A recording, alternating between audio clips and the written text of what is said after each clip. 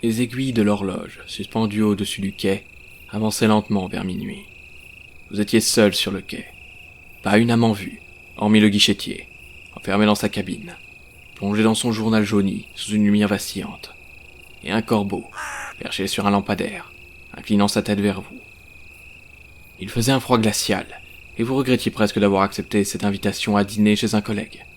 Une soirée banale, avec des conversations tout aussi banales. Mais vous avez jugé bon d'y aller pour éviter les commentaires. La routine est devenue pesante ces derniers mois. Votre esprit était comme engourdi, vos pensées floues, comme si chaque idée devait traverser une épaisse couche de brouillard, avant d'atteindre votre conscience. Vos paupières étaient lourdes, et une douleur sourde persistait derrière vos tempes, comme un rappel constant de votre épuisement. Alors que vos pensées vagabondaient, une vibration inhabituelle vous tira de votre torpeur. Ce n'était pas le bruit habituel des trains de la ligne locale. Le moteur était grave, presque guttural, et résonnait dans l'air comme un murmure mécanique. Un vent glacial se leva soudain, balayant les feuilles mortes qui s'étaient accumulées sur le quai. Une silhouette apparut dans le brouillard. Non pas une personne, mais un train qui semblait sortir d'une autre époque. Ses wagons étaient noirs et ornés de gravures complexes, et ses fenêtres projetaient une lumière pâle, presque spectrale. Ils semblaient usés, fatigués, comme s'ils avaient parcouru d'innombrables kilomètres sur des rails oubliés par le temps, portant en lui l'écho lointain de murmures indistincts. Son métal était terni, marqué par la rouille et la cendre, exhalant une odeur de charbon et d'humidité. Le train ralentit, émettant un crissement strident, et s'arrêta dans un souffle qui ressemblait plus à un soupir qu'à un freinage. Les portes coulissèrent avec un bruit métallique, mais personne n'en sort. Une chaleur inhabituelle s'échappa de l'intérieur, contrastant avec le froid glacial. Une odeur étrange, un mélange de poussière ancienne et de rose fanée vous parvint. Vous hésitiez. Ce n'était pas votre train, pas celui que vous attendiez, mais quelque chose. Une impulsion inexplicable semblait vous pousser à monter à bord. Alors que vous vous approchez, une ombre frôle votre visage. Un papillon de nuit aux ailes sombres tourne brièvement autour de vous, avant de disparaître dans les profondeurs du wagon. Le guichetier n'avait pas levé les yeux de son journal. L'horloge, qui surplombe la gare, était comme figée. Chaque seconde était de plus en plus longue. Et, sans réfléchir davantage, vous levez un pied sur la première marche. Le claquement métallique de vos chaussures contre le plancher usé résonna étrangement dans le wagon désert, brisant un silence pesant. Vous marquez un instant d'arrêt, le regard balayant la scène devant vous. L'intérieur du train n'avait rien de moderne. Le bois verni des murs, sombre et illustré par le temps, reflétait faiblement la lumière tamisée. Les sièges recouverts de velours rouge et limés étaient parsemés de traces d'usure, comme si des générations de passagers les avaient foulés avant de disparaître. Les lampes à abat-jour jaunis diffusaient une lueur vacillante, projetant des ombres tremblantes sur le plafond voûté, accentuant l'étrange immobilité du lieu. Une fine couche de poussière s'était déposée sur les surfaces, accumulée dans les rainures du bois et sur les accoudoirs sculptés, comme si ce train n'avait pas vu de passagers depuis des décennies. Pourtant, l'air était étrangement chaud et saturé d'une odeur indéfinissable. Un mélange d'encens, de papier brûlé et d'une note plus subtile, presque sucrée, qui évoquait des fleurs séchées, oubliées dans un tiroir. Sous l'une des banquettes, un bouquet fané de chrysanthèmes reposait. Ses pétales ternis éparpillés sur la moquette poussiéreuse, leur présence semblait incongrue, comme une offrande abandonnée ou un souvenir figé dans le temps. Un léger grincement retentit quelque part dans le wagon, comme si le train, malgré son apparente immobilité, respirait encore doucement. Les portes se refermèrent derrière vous, dans un sifflement discret. Vous percevez une légère vibration sous vos pieds, un grondement sourd qui semble provenir des entrailles du convoi, et sans attendre, le train démarra doucement, comme s'il avait été programmé pour continuer son chemin dès votre arrivée. En avançant lentement dans l'allée centrale, vous remarquez certains détails. Sur certains sièges, des objets avaient été abandonnés.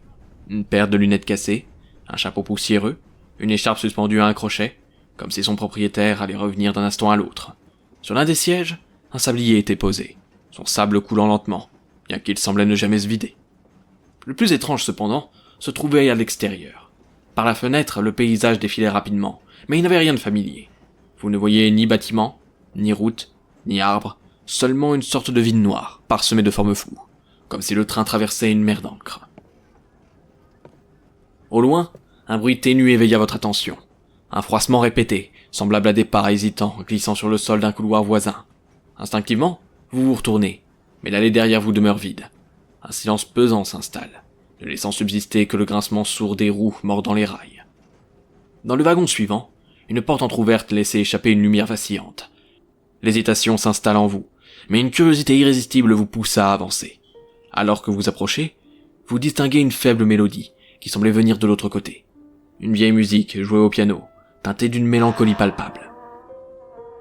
La porte émet un grincement sourd en s'ouvrant, et vous franchissez le seuil du wagon.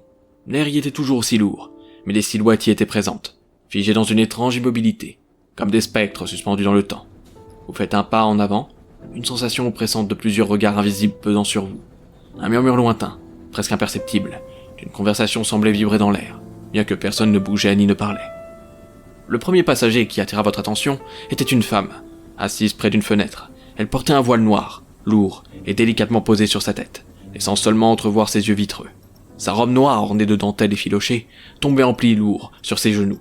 Dans ses mains, elle tenait un collier, dont pendait un médaillon qu'elle caressait nerveusement du pouce, comme pour apaiser une angoisse invisible. Ses lèvres remuaient silencieusement, murmurant des mots que vous ne compreniez pas. Ses yeux fixaient un point lointain, au-delà du verre, dans un vide infini. Vous hésitez un instant à lui adresser la parole. Avant même que vous n'osez formuler une question, elle tourna brusquement la tête vers vous, ses yeux vitreux se posant sur les vôtres. « Vous n'auriez pas dû venir ici. » chuchota-t-elle, d'une voix rauque, presque inaudible, comme si les mots se perdaient dans l'air lourd du wagon. Puis, comme si elle avait révélé un secret qu'elle n'aurait jamais dû partager, elle détourna à nouveau le regard. Son regard se perdit dans le vide, au-delà de la fenêtre, et elle reprit son geste, frottant machinalement le médaillon, comme si rien ne s'était passé, comme si vous n'aviez jamais été là. En poursuivant votre chemin, un mouvement subtil attire votre attention. Un enfant, assis en tailleur sur l'un des sièges, manipule une montre à gousset. Il l'ouvrait et la refermait, sans relâche, produisant un bruit métallique précis, presque hypnotique, qui se mêlait au son des roues du train, comme un écho lointain. « Ça ne s'arrête pas. » murmura-t-il soudainement, sans lever les yeux de son petit objet. Qu'est-ce que tu veux dire? L'enfant retourna lentement la tête vers vous, et un frisson parcourut votre échine en croisant ses yeux. Il était étrangement vieux, comme s'il portait le poids de siècles d'expérience. « Ça ne s'arrête pas. Ça ne s'arrête pas. Ça ne s'arrête pas. » répéta-t-il d'une voix calme, avant de se remettre à jouer avec sa montre. Un frémissement d'angoisse vous envahit, mais vous continuez à avancer. Chaque pas semble de plus en plus lourd, comme si une force invisible tentait de vous ancrer sur place. Au centre du wagon, un homme en costume gris se tenait debout, immobile, comme une statue. Il avait une prestance étrange, presque surnaturelle, et dès que vous l'aperçûtes, vous ressentez un malaise profond. Des sueurs froides glissent le long de votre dos, et vos mains tremblent légèrement. Contrairement aux autres passagers figés dans le temps, il semblait parfaitement conscient de votre présence, ses yeux clairs vous observant avec une attention insistante. Son visage, d'une pâleur presque irréelle, était lisse, sans aucune imperfection, comme sculpté dans la pierre. Ses traits étaient si parfaitement symétriques qu'ils en devenaient presque inhumains. Lorsqu'il vous aperçut, un sourire subtil se dessina sur ses lèvres, mais ses yeux restaient froids, distants, comme s'il ne partageait aucune émotion avec le reste de son visage. Le sourire semblait plus une façade qu'une véritable expression de bienvenue. « Oh, vous voilà enfin !» dit-il d'une voix douce, mais avec une autorité sous-jacente qui vous fait frissonner. Vous me connaissez? Il inclina légèrement la tête, un geste presque imperceptible, mais chargé de condescendance. Son regard perça le vôtre, pénétrant, mais dénué de toute chaleur, une froideur qui semblait sonder chaque parcelle de votre être. Le léger mouvement de sa tête renforça l'impression d'une présence implacable, dominatrice, comme si chaque recoin du wagon était sous son contrôle. Le silence qui suivit était lourd, presque oppressant, amplifié par l'absence de tout autre son que le léger grincement des roues du train. « Disons que je sais pourquoi vous êtes ici. Et bientôt, vous le saurez aussi. » Avant que vous ne puissiez poser d'autres questions, il fit un pas de côté et ouvrit la porte menant au wagon suivant. « Vous ferez mieux de continuer, le temps presse. » ajouta-t-il avant de disparaître dans l'ombre. Vous restez figé, hésitant à le suivre. Le murmure des autres passagers semblait s'intensifier, comme une vague de reproches ou d'avertissements, mais rien n'était vraiment clair. La porte s'ouvrit devant vous dans un grincement lent, et vous faites un pas hésitant vers le wagon suivant. L'air qui vous a accueilli semblait différent, plus lourd, presque suffocant. Alors que vous avanciez, le murmure des passagers du wagon précédent s'estompa, mais leur présence pesait encore sur vos épaules. Ce nouveau wagon était vide, les sièges en velours rouge, impeccablement alignés, semblaient attendre des passagers qui n'arriveront jamais. L'air était lourd, saturé de l'odeur d'un bois ancien, comme une vieille bibliothèque abandonnée. Vous vous approchez d'une fenêtre, poussé par une étrange curiosité, et jetez un coup d'œil dehors. Le paysage extérieur a changé. Le vide noir infini et oppressant a laissé place à quelque chose de bien plus sinistre. Une série de visions floues qui défilaient à une vitesse effrayante. Des éclats de lumière, des ondes distordues, des visages inconnus se mêlaient dans un tourbillon, comme un tableau vivant pris dans une spirale sans fin. La réalité elle-même semblait se désagréger sous vos yeux. Les souvenirs surgissant soudainement, comme des éclats de verre brisés frappant votre esprit. Une forêt aux arbres tordus, une maison en ruine avec sa porte entrouverte, une silhouette figée sur un quai désert. Chacune de ces images frappe violemment votre conscience, se superposant aux autres, sans logique, sans ordre. La douleur dans votre tête devient insupportable, comme si chaque vision vous déchirait un peu plus. Un visage, un chapeau, des yeux qui semblent vous observer. Tout se mêle dans un tourbillon qui vous fait perdre pied. Vous vous tenez la tête, essayant en vain d'éradiquer ce flot incessant d'images incohérentes. Mais elles s'accrochent, refusent de s'effacer. Elles sont là, imposées à vous, vous écrasant sous leur poids. Puis, soudainement, une vibration parcourt le sol sous vos pieds. Le train ralentissait. Vous vous agrippez au dossier du siège, tentant de stabiliser votre esprit encore tourmenté par les visions. Votre regard se porte instinctivement vers la fenêtre. Là, au loin, une lueur froide fend l'obscurité, comme un éclat dans un abîme sans fin. Une station. Elle se distingue à peine, surgissant du néant. Un endroit à la fois tangible et irréel, comme un mirage ancré dans un monde parallèle. Ses contours flous semblent hésiter, indécis, comme si elle n'avait pas le droit d'exister.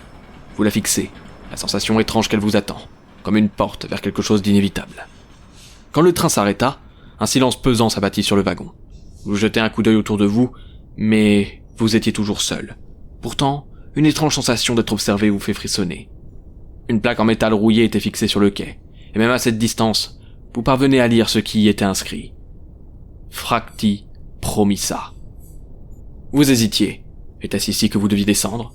Quelque chose dans ce nom résonnait en vous, réveillant une douleur sourde dans votre poitrine.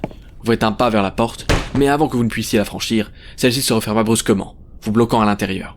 Le train repartit, vous emportant vers une nouvelle destination. Le grondement des roues sur les rails semble maintenant plus fort, presque menaçant. La voix grave de l'homme en costume résonna à nouveau, mais cette fois, elle semblait venir de nulle part, flottant dans l'air lourd du wagon. Aucun mouvement n'indiquait sa présence. Pourtant, il était là, partout autour de vous. Ses mots glissent comme une brise froide, s'insinuant dans chaque recoin. Vous ne pouvez pas fuir ce qui est déjà en marche. Le train s'immobilisa encore plusieurs fois, et chaque station portait un nom tout aussi dérangeant que la première. L'été, un fleuve de l'oubli, Mirelda, un endroit oublié des cartes, et Noctua, l'écho des ténèbres. Chacune semblait appartenir à un autre monde, à un autre temps, et pourtant, elle s'imprimait dans votre esprit, comme des lieux que vous aviez déjà traversés, sans jamais y avoir mis les pieds. Le train roulait toujours, les paysages extérieurs défilaient dans un flou incessant, comme si le temps lui-même avait perdu toute signification. Les stations se succédaient, chacune portant un nom plus énigmatique que la précédente, mais aucune ne semblait être votre destination. L'été, Mirelda, Noctua, des noms qui résonnent en vous comme des échos lointains, mais dont vous ne parvenez pas à saisir la signification. Soudain, une sensation d'étouffement vous envahit. Votre respiration devient courte, saccadée, comme si l'air du wagon s'était raréfié. Vous vous agrippez à un siège, vos doigts enfonçant le velours usé, cherchant désespérément un point d'ancrage. Votre cœur battait à un rythme effréné, et les sueurs froides inondaient votre front. « Ça ne s'arrête jamais !» murmurez-vous, la voix tremblante. Vous regardez par la fenêtre, mais le paysage était toujours le même. Un vide noir, parsemé de formes floues, comme si le train tournait en rond dans un espace sans fin.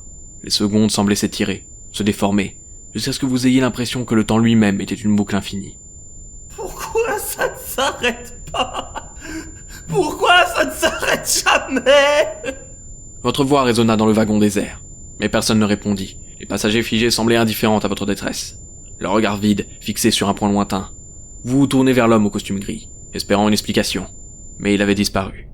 Je ne peux pas! Je ne peux plus! Vos genoux fléchirent, et vous vous effondrez sur le sol, les mains crispées sur votre tête. Les visions revinrent, plus intenses, plus chaotiques, des fragments de souvenirs, des éclats de voix, des images déformées, qui se bousculaient dans votre esprit. Une forêt aux arbres tordus, une maison en ruine, un visage familier que vous ne parvenez pas à identifier. Tout tournait, tout se mélangeait, jusqu'à ce que vous ne sachiez plus où vous étiez, ni qui vous étiez. Arrêtez! Arrêtez, s'il vous plaît! Vous fermez les yeux, essayant de bloquer le flot incessant des images, mais elles continuaient à défiler, comme un film qui ne s'arrêterait jamais. Le grondement des roues sur les rails semblait s'amplifier, donnant un vacarme assourdissant qui résonnait dans votre crâne. Puis, lentement, la crise passa.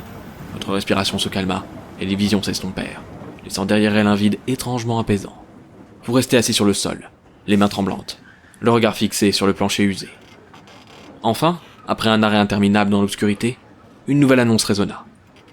Prochain arrêt, les portes de l'Irem. Ces mots vous figent. Ce nom, Vous ne saviez pas pourquoi, mais elle portait une signification que vous ne pouviez ignorer. La station se dessina lentement, dans l'obscurité, à mesure que le train approchait. Cette fois, ce n'était pas une simple gare. Une arche monumentale, faite de pierres noires scintillantes, se dressait au bout du quai. Des inscriptions étranges recouvraient sa surface, brillaient d'une lumière pâle et émouvante. L'arche semblait vivante, comme si elle vous observait, évaluait votre présence. Lorsque le train s'arrêta, vous ne bougez pas. Un souffle glacé parcourut le wagon, une invitation muette à descendre. Vous jetez un dernier regard autour de vous, espérant apercevoir l'homme au costume gris ou un autre passager. Mais vous étiez seul, irrémédiablement seul. Vos jambes tremblaient, mais vous avanciez. Le plancher du quai craqua sous vos pas lorsque vous quittez le train. Un dernier souffle d'air lourd sembla s'échapper des portes lorsqu'elles se referment dans un grincement sourd, et le train disparut dans l'obscurité, englouti sans un bruit, comme si tout cela n'avait jamais été qu'un songe. La lumière vacillante de la station sembla se dérober. Vous vous retrouvez seul, dans un vide que vous ne parvenez pas à comprendre. Devant vous, une arche imposante semblait vibrer légèrement, émettant un bourdonnement sourd presque imperceptible, qui résonnait dans votre poitrine. Les inscriptions lumineuses qui en couvraient la surface semblaient danser, se déplaçant comme des serpents de lumière. Chaque fois que vous pensiez les fixer, elles changeaient, comme si elles vous défiaient de comprendre leur signification. Soudain, un mouvement dans votre vision périphérique attira votre attention. L'homme au costume gris, que vous aviez rencontré dans le wagon précédent, se tenait à votre gauche. Il n'était pas arrivé par le train, non. Il était simplement là, comme s'il avait toujours été à cet endroit, attendant que vous le remarquiez.